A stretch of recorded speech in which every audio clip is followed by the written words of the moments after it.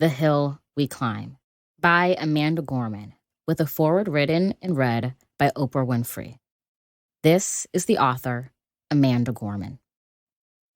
They don't come very often, these moments of incandescence, where the welter of pain and suffering gives way to hope, maybe even joy, where a deep distress that has dogged our souls and shaken our faith, so difficult to articulate and even harder to bear, is transformed into something clear and pure, where wisdom flows in cadences that sync with the thrum of our blood, the beat of our hearts, where grace and peace in human form take the measure, seeing where we've been and where we must go, lighting the way with her words.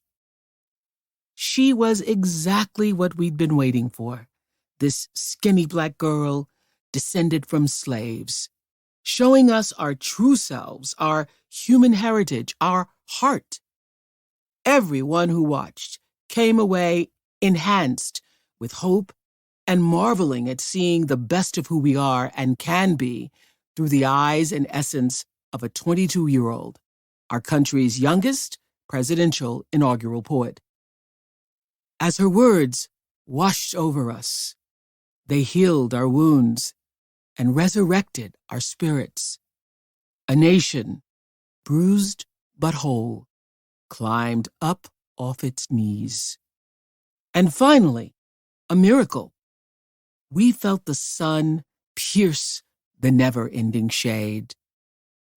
That is the power of poetry. And that is the power we collectively witnessed at the inauguration of President Joseph R. Biden on January 20th, 2021. The day Amanda Gorman, profoundly presenting her fullest, most radiant self, rose to the microphone and the moment, giving us the gift of The Hill We Climb.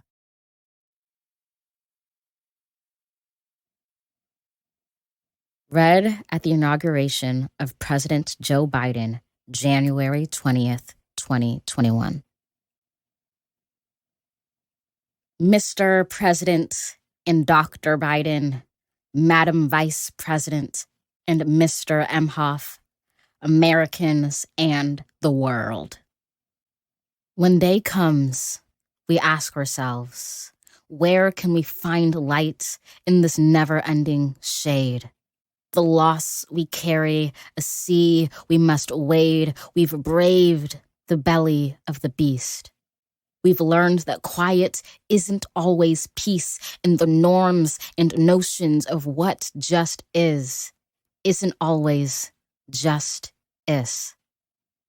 And yet the dawn is hours before we knew it. Somehow we do it. Somehow we've weathered and witnessed a nation that isn't broken, but simply unfinished. We, the successors of a country and a time where a skinny Black girl descended from slaves and raised by a single mother can dream of becoming president, only to find herself reciting for one. And yes, we are far from polished, far from pristine, but this doesn't mean we're striving to form a union that is perfect. We are striving to forge our union with purpose, to compose a country committed to all cultures, colors, characters, and conditions of man.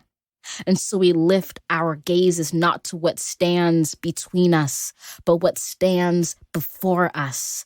We close the divide because we know to put our future first. We must first put our differences aside. We lay down our arms so that we can reach our arms out to one another. We seek harm to none and harmony for all. Let the globe, if nothing else, say this is true. That even as we grieved, we grew. That even as we hurt, we hoped. That even as we tired, we tried. That we'll forever be tied together, victorious, not because we will never again know defeat, but because we will never again sow division.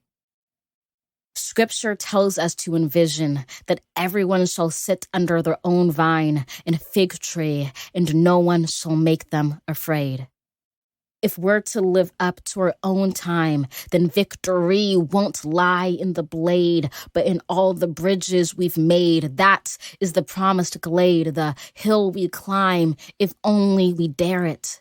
Because being American is more than a pride we inherit. It's the past we step into and how we repair it. We've seen a force that would shatter our nation rather than share it, would destroy our country if it meant delaying democracy.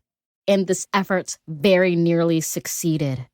But while democracy can be periodically delayed, it can never be permanently defeated. In this truth, in this faith, we trust. For while we have our eyes on the future, history has its eyes on us. This is the era of just redemption. We feared it at its inception. We did not feel prepared to be the heirs of such a terrifying hour. But within it, we found the power to author a new chapter, to offer hope and laughter to ourselves. So, while once we asked, how could we possibly prevail over catastrophe? Now we assert, how could catastrophe possibly prevail over us?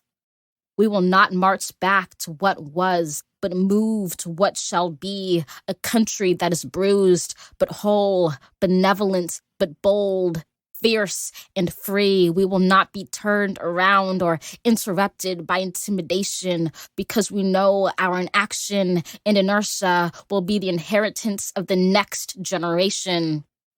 Our blunders become their burdens, but one thing is certain. If we merge mercy with might and might with right, then love becomes our legacy and change our children's birthright.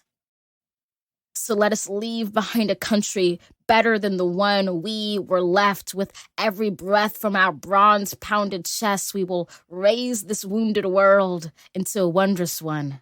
We will rise from the gold-limbed hills of the West. We will rise from the windswept Northeast, where our forefathers first realized revolution. We will rise from the lake-rimmed cities of the Midwestern states. We will rise from the sun-baked South. We will rebuild, reconcile, and recover in every known nook of our nation, and every corner called our country. Our people, diverse and dutiful, will emerge battered but beautiful. When day comes, we step out of the shade, aflame and unafraid. The new dawn blooms as we free it, for there is always light, if only we're brave enough to see it, if only we're brave enough to be it.